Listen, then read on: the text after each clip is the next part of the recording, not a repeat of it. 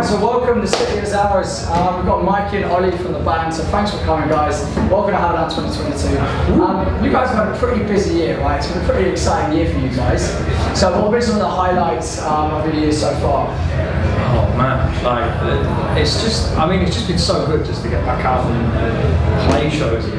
That's the fundamental thing. I mean, obviously we released the record in lockdown, which was interesting, you know, and then obviously at the end of last year we played like a tour, but it was so, everyone was just frightened of everything at that point, so it was good fun and it was amazing to be back out. But this year it's really just kind of been getting out, playing shows, and just having a really good time, and obviously to be able to come and do something like this with you guys is sick. So yeah, down by the seaside, playing rock show, Giant Hammer, many of apparently. So there's a few of them around, yeah. Some of them aren't broken. I mean, I did maybe break this one, but I finished it, so it's all right. Good. So, I wanted to talk about the direction you guys are taking with the new record.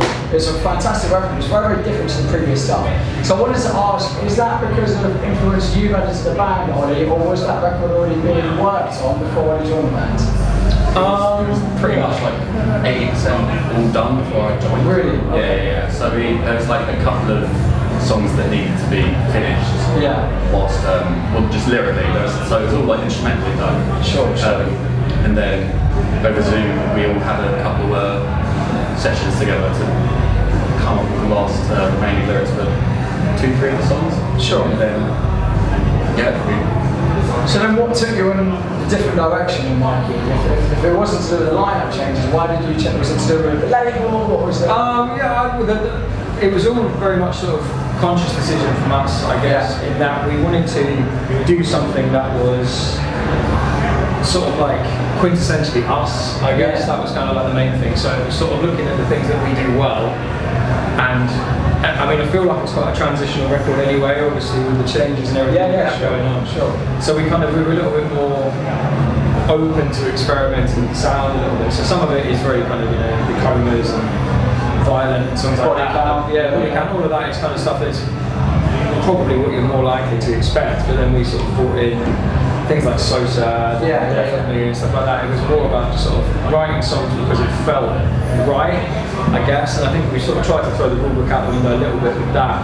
And it is a little kind of, you know, a bit of a juxtaposition of itself, I suppose. So it's just sort of trying to figure out what the best way of doing it was, but without kind of thinking too much about it. Because I think historically we've kind of tried to write, obviously songs that we like, but writing for the scene almost. Whereas with this album, it was like, let's just do something that explores our sort of different interests and influences and stuff like that. And obviously the addition of Oli changed some of that up again. And just meant that we could kind of adjust a few bits here and there, because like I said, the album was pretty much written beforehand, and then the label actually signed the record before he joined the band, so it was like they really liked the album but it wasn't even finished, so it was a bit of a whirlwind of sort of different things going on. But you know, it was just trying to just do something a bit different and not worry too much about what people think about it, I guess, and obviously hope that they enjoyed it. It's done alright. It's really okay. So it was just really about that. Right. It was experimenting with something really cool. So I read a Rock Sound interview that you boys did, and it was mentioned, Oli, that you don't really have a lot of experience in bands prior to this, or zilch. No, yeah, right? No. So how the hell does that come about for a really established band like City? Like how did you get involved first of all? What was it like joining a band? Was there nervousness? Was it quite big already, or? I do photos and videos of the band. Yeah, sure. So I've done like touring for the past 7 years, which is He's toured you've been there since the start. Okay. Yeah. So I think the first time we met, well, I've done all the City videos since Casket. Okay. And then like a whole lot of home and taking the boys on tour. On that tour we got super close, and then just kept on working with them. And then Mike told me about the situation with Sam, and I remember like demos prior that had showed us, and I was like, I want to really give it a go. Like, to start off with a band is real difficult. So I'm like, if there's a space like I can try film, I might as well like take it. Like That makes sense. Yeah, absolutely. So with the direction that you've gone with this record, where do you see yourselves going now? Do you continue in the same vein? Are you just going to fuck it up and change it again? Like, what's the plan for you guys? I think, again, it's a lot of it is just kind of about chucking the ball back out the window a little bit and just sort of looking at it and going, we've been guilty of writing songs to try and fit into genres and, sort of, in amongst other bands and stuff like that. So with this newer approach, I think it's much more about sort of looking at what we feel at the time is the right thing to be doing and then sort of pushing that. I think the commercial stuff, for want of a better word, is kind of something that we're quite good at. It's that whole kind of, the emotion of the lyrics hasn't really changed from start to finish. That's always been about relatable messages and writing for something that we believe in, because we're not very good at just sort of writing songs for the sake of it. Some people are great at I'm going to write a song about constellations of stars and the alignment of the planets and stuff, and I'm like, great, I'm just interested in being sad, writing about my shit life. So that's where most of our songs come from. So I think there'll be more of that, but I think there's definitely, with some of the new stuff we've been working on, it's a little bit more hopeful and a little bit, dare I say, positive. Dare I say positive. Okay. But a little bit more in that kind of vein. Obviously, still, the whole thing for us is we write from the heart and always have done. So it's like hoping that people can kind of relate to what we're doing. And I think that definitely isn't going to change. It's just the nature of the way that we do it. Yeah. But I think it's going to be a little bit more experimental in terms of pushing the genre boundaries within the confines of where we are, because we know where we sit. But I think it's allowing ourselves to kind of accept what we're better at and push that rather than trying to fit in too much with other stuff. That's kind of the overarching sort of thing. So there's some exciting stuff kind of going on in the background and starting to take shape. So hopefully we'll hear some new stuff soon. Yeah, would be nice. I'll come back to that question because I'm going to agree with that. But I do want to ask about the video for Dangerous. It was definitely my favourite music video of the whole of last year. Unbelievable video. Whose mental idea was that? Because it's fucking awesome, guys. And it's so cool.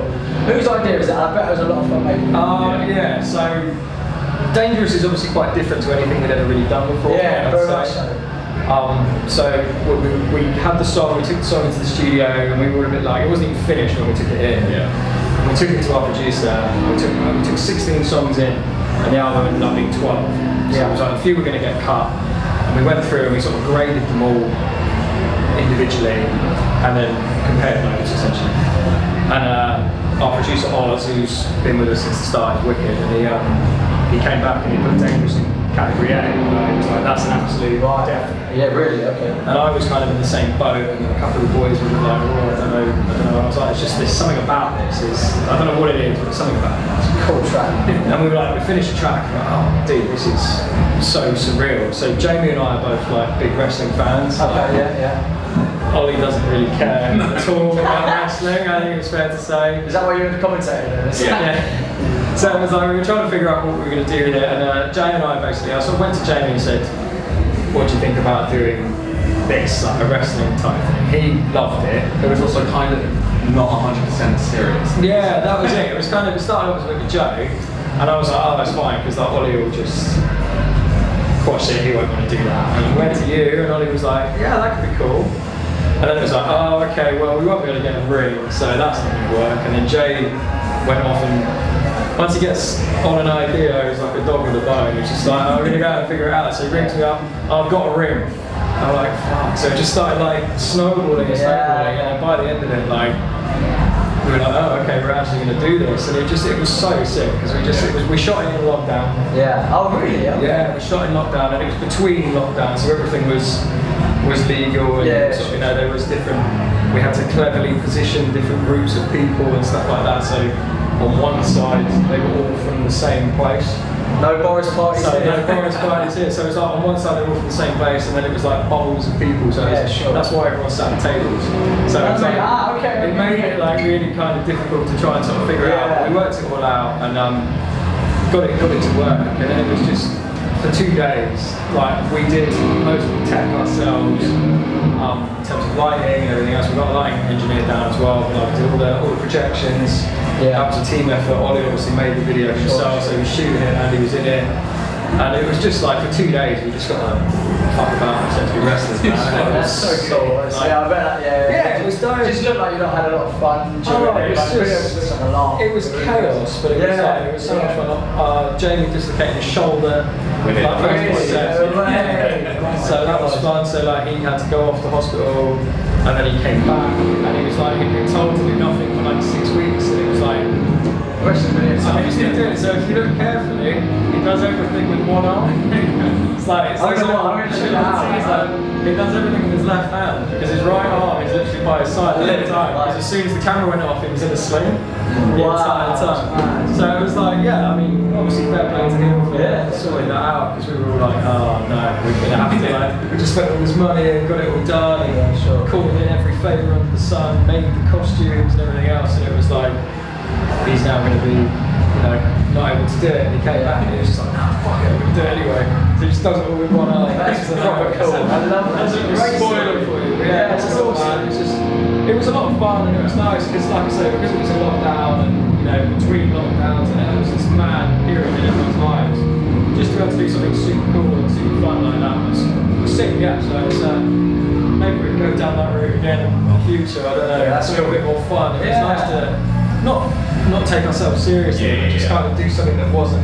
It kind of goes with the music though, because it's not as, although some of the lyrical content, on the album is very deep, very, you know, of course it is, right? That's tracks ourselves and stuff, but there's a fun, bouncy element that I think the previous record was a bit more serious. Yeah, for sure. Right, so I think the video fits really well. Yeah, it was cool to do something, just to do something different, and again, just push our boundaries, push our comfort zone, and like we just kept expecting people to say no.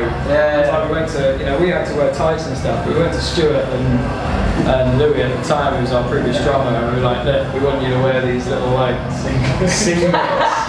Expecting them to say no, and they were both like, yeah, fuck it, come on, let's do it. And so it was literally just like, everyone just got on board with it. So cool. We learned to wrestle as well, which was just super. I mean, I was black and blue by then. I bet you're right. You guys shot me. Oh, I had the best time, but we were physically, it was like 2.5 days of just like, by the end of it, it was like, I had the best time, I'm ready to sleep now.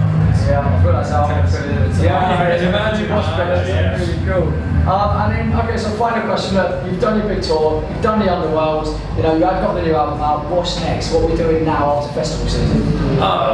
Europe. Yeah, right, that's so cool. That's Finally. Yeah, so doing Europe in October with the Arnold Homeboys and Aviana. Happy Hour are intense. Yeah, this is so they were booked with some Envision shows. I think we're going to we're going to struggle a little bit. With boys showing up in bring the pink jazzy pants and shirts, and just having a giggle, and then they're going on after us to absolutely punish everyone. So it's going to be make us feel bad for having a good time. That's exactly, So it's going to be. That's awesome. It's just nice to finally get out there, man. We were supposed to go in 2020. Like obviously, like everyone, and the world fell apart. So it's been nearly over 2 years in the making, really. So it's to finally be able to go and actually do what we set out to do is going to be sweet. So it's going to be really nice to go out there, and then it's good. Once we've done that, just see.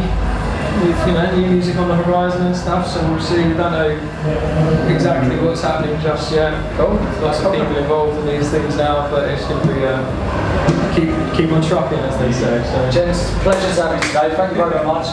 Check out the video for Dangerous if you haven't. It's definitely the coolest music video ever. So guys, thank you so much. You've got to have it. Cheers, guys. Thank you.